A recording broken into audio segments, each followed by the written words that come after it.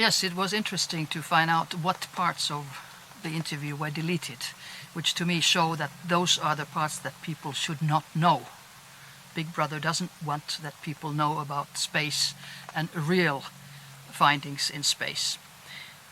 This Moscow conference was opened by General Popovich, a cosmonaut, and Dr. Ashasa was the chairman, and I did not know at that time that he was also chief of Navy intelligence of the Soviet Union.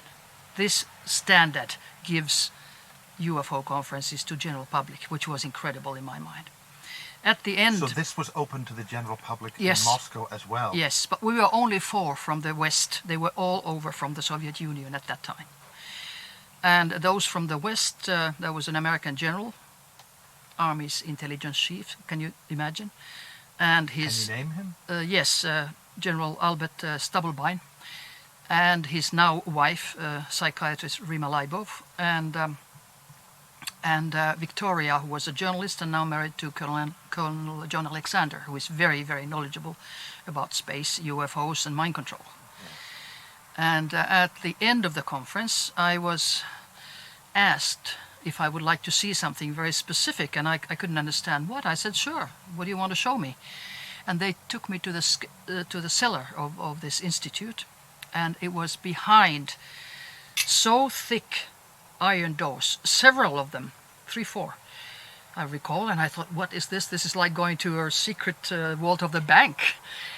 And there was a huge hall full of UFO pictures from all the walls, in all the walls, and then a huge map of the Soviet Union with pins. And I stopped immediately and said, what are these? They ignored my question. I thought that they could have been landing sites of UFOs. But anyway, what they specifically wanted me to see was a story of Anatoly Malchev. And I was so surprised because I have lectured of Anatoly Malchev in my previous lectures, because this happened to him in 1975. So who is she exactly? Anatoly? Well, he was a woodworker in the woods, and all of a sudden a UFO landed next to him. And humanoids came out and asked him for a ride, to come along. And he was courageous, and he went along. And then they were flying for some time, and they passed the moon. And on the other side of the moon, the dark side so-called, of the moon, he saw lights, and he asked, what are these? So he was told there are bases on the dark side of the moon. And then they flew maybe 2 hours or something, and they landed on a planet. And when he got out, he got a shock of his life, because the people who came to greet him and meet him were his dead relatives and friends, who were in perfect shape and beautiful and, in perfect health. And this was deleted. So I thought that's very interesting, because that shows something about life on planet Earth. It showed to me, at least, that we're all one. ETs, the dead, which we call the dead, the energy of the dead, is not dead, but just continues. Were they and us. Their souls, perhaps? Or well, you can call them. I mean, I would use rather a not religious term like soul. I would say energy bodies. We are light energy, beings of light. And that was there. It was not in the physical, even it looked exactly like the physical in the last reincarnation. And if somebody was blind or deaf or had an amputated arm, they were whole, because all these are in the physical body. They are not in the light body. Your light body cannot have any defects. And that maybe explains the medical phenomena of a so-called phantom touch. If somebody has amputated your arm, so you still feel the pain in your fingers, and you don't have physical fingers. And Dr. Harry Oldfield in England or in Wales has actually shown video of, if the person thinks of their arm, it appears. Oh, really? On camera. That I have never seen. Yes. But there's a lot between the earth and the skies that we don't know about. So what else happened at this conference, and were you able to debate or discuss with the other people that were there? Well, I didn't debate, because I don't speak Russian, and I had a lady, a radio engineer, who was also a journalist of Anomalia magazine in Leningrad at that time, and I asked her to come and sit next to me and interpret a little bit. But next day she just vanished, and like I said in the previous interview, 2 males came next to me, and one was a colonel, one was a general. And after that I was surveilled 24 hours, I'm sure. But it was interesting that after all this, they still asked me to come and see this hall. Why did they want to show it to me? And I asked the American lady who was there last year in an American UFO conference, did they invite you too? Because I was alone with them. And she said, no. Why did they invite me? So you were alone with the Russians in this room? Yes. So Stubbeldine... No, they went. They weren't brought in? And like I found out, they were not even invited. Interesting. I think the reason may be that I had lectured of Anatoly Malchev. And of course they know everything. Secret services in the US and Russia, they know everything. So, and they wanted to show me that, yeah, you're really dealing with something which is real. It's not just a story. So were you able to talk to the Americans at all? Oh yeah, oh yeah. So with conversation, no, how were they I did not talk about this because this was at the end of the conference, yes. and we left. But how did such a senior, high-ranking American group be in Moscow? This is before the Soviet Union broke up. Yes, remember? it was just about breaking up. Yeah. I don't know. It was through Rima Leibo I found out about this conference. So it seems to me that Russia and US have very, very much in common with the space exploration, and it's only we, usual people, who don't know it, because they act as if they would be, you know, confronting each other. No, they're big pals, you know, like... But more importantly, on this level of ufology.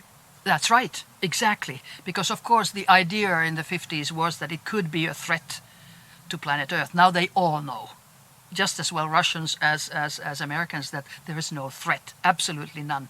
And one interesting thing was that came out of the conference, that the Russians have lost many planes and pilots because of fightings with UFOs. And it's always we, Earth people, who attack.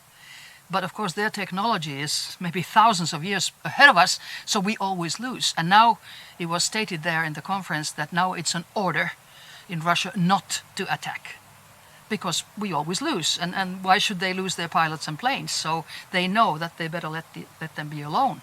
But it came out also that there are, of course, 2 dimensions to the UFO question. A member of Soviet Academy of Sciences stated that, of course, it's a mechanical one. I mean, it is a mechanical device that flies like a plane. But then there is the pilots, the humanoids, and then that comes to the consciousness of the pilot and the consciousness of human beings. Now that seems to go together. And they also, which I think is one of the worst things that they don't want people to know, is time travel. They come from our future. And they can also go back. I mean, there's a technology even for us, but it has taken many, many lives when they have been doing experimentations with Monta project in the States, for instance. Young children especially, they die with these experiments. But when you think that they come from our future, so you could also state that we see our own future. Because a man is a mind, not a body, and we're multidimensional, which is something which is very hard for people to understand. But if you think that in your dreams you are also in another frequency, and in your dreams you can go wherever, and we think that dreams are just a product of stress or your experiences and a product of your brain activity, because today's medicine still holds on to the old paradigm that it's your brain that thinks, it's your brain that is the thing. It isn't. It's like a projector.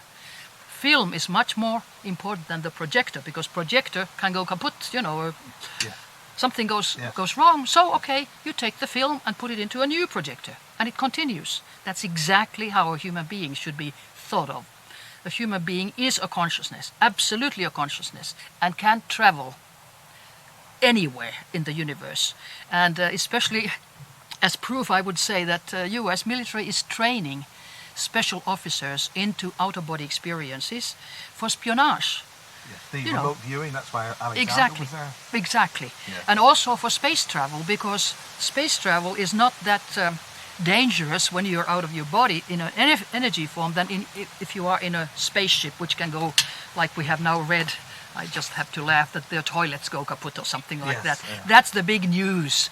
But what really happens in space, that is never talked about, because NASA is a military, not a civilian institution like we think. And of course, their secret astronauts and their secret programs to other planets, Mars, etc., and even further, are never revealed. I think it takes about 50 years before they really... Well, of course, hacking into somebody's computer is criminal. Yes, so in he's that admitted respect, that, but yes. also it was so sensitive information that he gave that added to his destiny in a way. But I'm happy he did that. That should be announced more and more, even if people are harassed when they come out with this. I know it from my own experience. I mean, there are very few days in the whole year that I'm not harassed by neighbors or by somebody else. And I've been always harassed when I have given an interview or a lecture or written an article or written a book or whatever. Then it really comes back, like, you know, revenge. So since the last interview, you were wearing certain things, and they... Yes, I just changed clothes this morning, and I was looking at... I thought maybe I should have the same clothes on, but all of a sudden the shirt that I had on with little bricks gone. I bought it in the States, so I was really mad that it's gone. The same thing happened when I came from a non-lethal weapons conference in Germany. In 3 days, some Norwegians came in and made an interview, which is on internet, in insynsspeilet.no. And the very nice violet jacket that I had, the silk jacket, I loved it. It was very good, and the color was, you know, transformation type. That was gone the next day. So always something is gone, and every time I come home I see, what have they taken now? It's usually small things, but it's always emotional things. And the funny thing is, really, that what I concentrate myself on, like I had a old compass from my father. I took it from the drawer and looked. Remembered I was 15 when I got it, an old compass, still working fine. I put it back into the drawer. In a few days I took it again, was gone. Another thing... So do you think that you've got company? Invisible company? I don't think so. I don't think those were dematerializations, but of course I can't prove it. I think it was somebody coming in. Anyway, it's somebody who sees with my eyes and hears with my ears, and they can have a wall-through-wall radar in the next house if they want to. And every time I go out, somebody bangs the doors, or, you know, surveillance. And also, when I looked at some porcelain thing with lobster signs, oh, I'm glad they haven't taken this. Next day I saw it was gone. So they always react to the things that I concentrate on. I look at a photograph, well, I'm glad this I still have, it's gone. So either they are using this technology of remote viewing, mind control, whatever, through the satellites, or then it is physical, somebody is following with a radar through the walls. And of course that is always in a neighboring house. Oh yeah, they know. They even know your thoughts. And faster than we do, as I've mentioned. Our brain is very, very slow. Well, I've been dealing with, in the conferences, with remote viewers, talk to them. One of the trainers is John Alexander at Monroe Institute. I heard that from an acquaintance of mine who was working at the Monroe Institute in Virginia, USA, and there they have layers of, well, it was, I think, three stores down in cellars, and it was for maybe a catastrophe that they would be safe. And the people had to stay in a tiny little studio room with a bed and a little table, and they got things over their ears, and then the leader, whether it was John Alexander or somebody else, because he was dealing with the military personnel, but then there are civilian courses too. Yes. So the leader takes a mic, and all those in their cells hear it, and it starts with the waves of the Pacific. So you get really relaxed, and then it is an order, go. And where do you go? That is, you get out of your body and you go to a Pacific island, for instance. It's a military base. It's always military, of course, Yeah.